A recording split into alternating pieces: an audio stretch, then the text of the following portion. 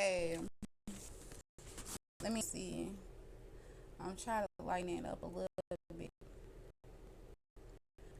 All right, give me a new camera. Okay. I can't breathe. Okay, like in my experience, right? Some of the stuff I've experienced, certain combinations of medicines, drugs, alcohol, air, cigarettes, all kinds of different chemicals and all kinds of things.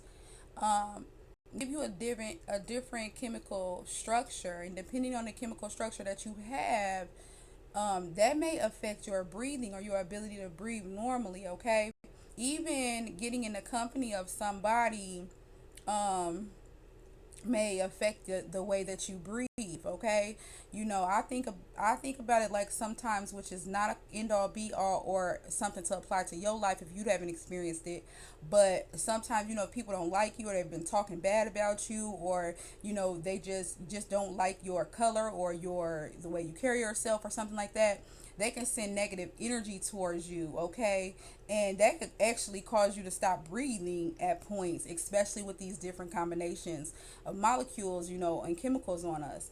So if I feel a person can't breathe because of something, and also speaking. Okay, another way was speaking. Just talking to somebody. You can be speaking something to somebody and it could be confusing them if they don't know what you are talking about. They could be having they could be following a trajectory of paranoid delusion where they're hearing what you're saying, but they thinking down another train in their brain, and it could be causing them to have an adverse experience, which causes them to not be able to breathe. Okay, and it's very real to them, even though you don't understand what it's happening. Um, and yeah, like I said, just speaking to somebody, you can start speaking stuff off of their body, but this may be elements that is on their body that they need to breathe or get through life that moment. You know what I'm saying? And so if they're not ready to handle that yet, you should not continue to do that because you're hurting, really seriously hurting them. And people be aware of this if this happens, if somebody's speaking to you you get anxiety, or your heart starts to hurt, or you have any type of adverse effects from this. I ain't gonna put too much on that, more on that. Get out of there. So basically, here's what I got from that. If I feel a person can't breathe because of something I'm able to help with, I help. I'm specifically talking about being in a close enough vicinity to think I can help, such as speaking or singing and viewing them having a respiratory issue. This also happens with music. You can listen to certain music and it could do certain things like this. Nothing I'm saying means much that I ignore that. If I'm speaking or I'm singing or I got a song playing and it's hurting you, it's triggering you, it's making you crazy, or it's making you can't breathe or something like that, let me know so I can turn the damn channel. Don't sit there and try to have pride and that shit beating your ass up. You over there thinking about all type of shit that's negative. If they were attempting to kill me with words, I tried my hardest to evacuate. So if you experience, get out of there.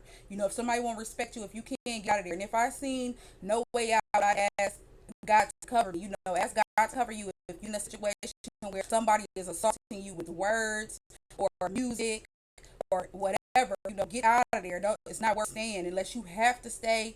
Then he'll come and be what you need him to be. First of all, I'm going to start taking that more serious because I hadn't experienced it. I couldn't believe it was a thing. Now I know it's a thing. I'm preparing myself for future situations. Before I experience, those words hitting me in those ways, triggering me, a feeling like a physical assault or creating anxiety. I didn't want people experience that, so sometimes I talk my shit to people or whatever, and I'm like, telling them about whatever I'm telling them about, and they be, you know, getting away, but not can't breathe, but just getting away, and I'm like, okay, I have to figure out a better way to talk to those specific people because they're sensitive to what I'm saying, and it's actually fucking up their brain. You know what I'm saying? Which in my situations, all my people was, they was geared up. They got the love out of it and stuff like that. But I recognize, some of the shifts because I've got the love out of what has hurt me too. But you got to be built for that shit, or that person has to be able to deliver that adequately. And a lot people are not delivering that adequately in person situations. On videos, you can just change the video. You know what I'm saying? But that's that. Um, I'm having a panic. No disrespect. So preparing for these situations. If you get in these situations, or you know you prone in these situations, and you get in a place like a probation officer's or a office building or something like that, right? Just having something to say. Look, I'm having a panic attack. No disrespect. I need everyone to stop talking, please, or get yourself out of that situation. Don't sit and listen to your brain get fucked up. Also, I carry a piece of paper with this on it if I'm real prone to this and I know I don't like to speak, or I get anxiety, I can't talk, so that if I can't speak, I can hopefully show the note. You know, because sometimes somebody is talking about some shit and it's killing you and you don't know what to say.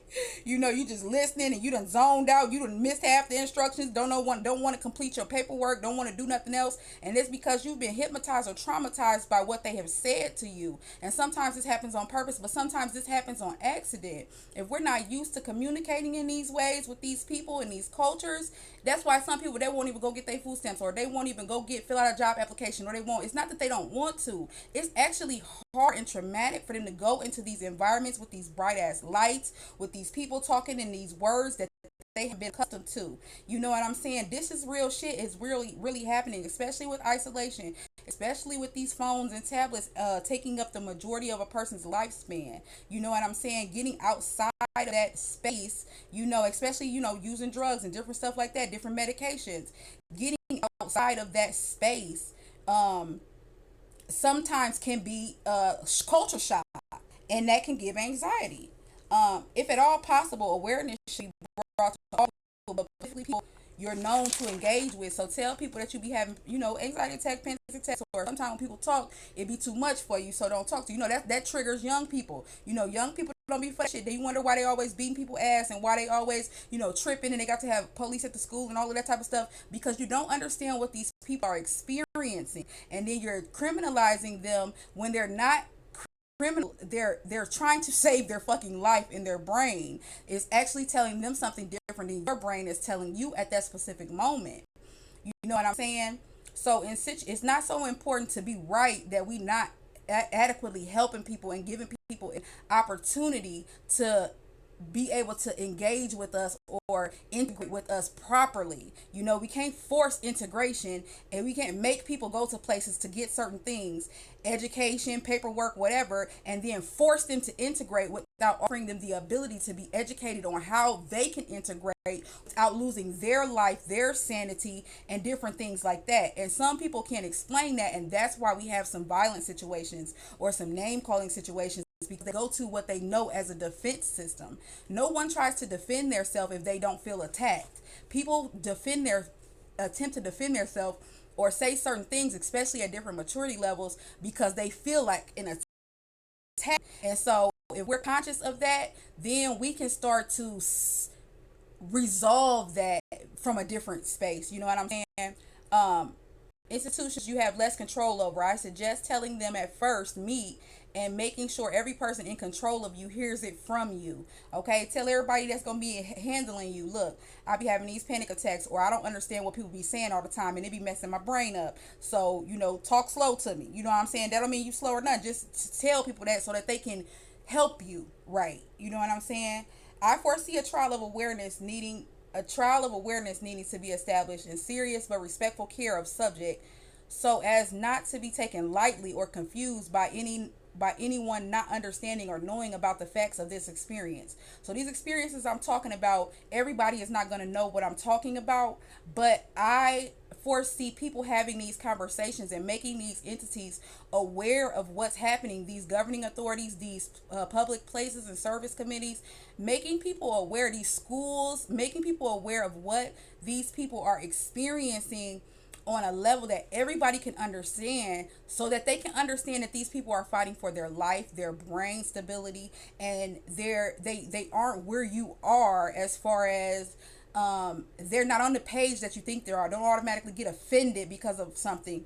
look to see instead, why would they do that? Why would they say that? Does that make sense? You know what I'm saying? Nobody wants to be an asshole just to be an asshole. People are not connecting, and other people are thinking they're connecting, and so they're not connecting. You know what I'm saying? And so when you mix everybody together, and different things like that coming out of these different isolated places and phones, you have to realize that we say the same words sometimes, but we mean nothing alike.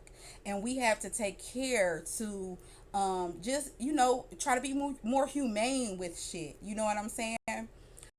Jail, custody, inpatient centers, police, judges, parole, probation, firemen, jobs, bosses, employees, friends, families, and clients should be on this, aware of this, and engaging properly with this to the extent that they see fit. You know what I'm saying? That they can do that. That's possible if they really own some type of stuff where they want to do good and they want to be better, and that's what they own in the world. And if not, then they shouldn't be holding positions. If people can't breathe around each other, it's responsible that they have replacements. It can be, in my opinion, life or death, and reduce a case where someone feels they need to defend their life with violence. Keeping peace and saving not only themselves and other victims, but everyone that gets more weight added from issues like this. So basically, we could bypass a lot of violence, a lot of shit talking, keep a lot of peace, and save a lot of people and a lot of lives if people can't breathe, around somebody. If somebody always fucking with that person, no, you can't dismiss everything, but if they can't breathe, if a person can't breathe around this motherfucker, get somebody else to do it. You know what I'm saying? I've been in instances where, people at the staff at the jail, different stuff like that, they pick at certain people. They just pick at them. And they know they pissing them off, and they know that the people can't do nothing, and they just keep picking at them. And it's like, yeah, you have the ability to do that, but what the fuck does that help? And then when they snap off on you, or they kick your ass or whatever, you know what I'm saying? They looked at it as they wrong because they can't control their temper. But under the circumstances that they were under, and nobody helping them or doing anything about it, they did a reasonable act, because nobody else would have been in those circumstances. Nobody else they wouldn't have talked to nobody else like that. They wouldn't have put nobody else under that repetitious ass, bullshit ass behavior that they was putting them under. So yeah, they should have got their ass kicked. Not to say that I condone violence, because I don't. But I also don't condone bullying. I also don't condone the abuse of power. You know what I'm saying? When you in these positions that have oversight. You know what I'm saying? So yeah, if we just get somebody else to do it, if the lawyer ain't right for that person, the public defender, get somebody else. You know what I'm saying? Get somebody else to do it. If that judge done preside over all his cases, and this case ain't got shit to do with that case, get another judge. Get somebody else to do that shit. You know what I'm saying? Stop compounding interest on negativity because of what you've experienced. You know what I'm saying? So I'm gonna stop compounding interest on negativity, and that's it. Yeah, I can't breathe.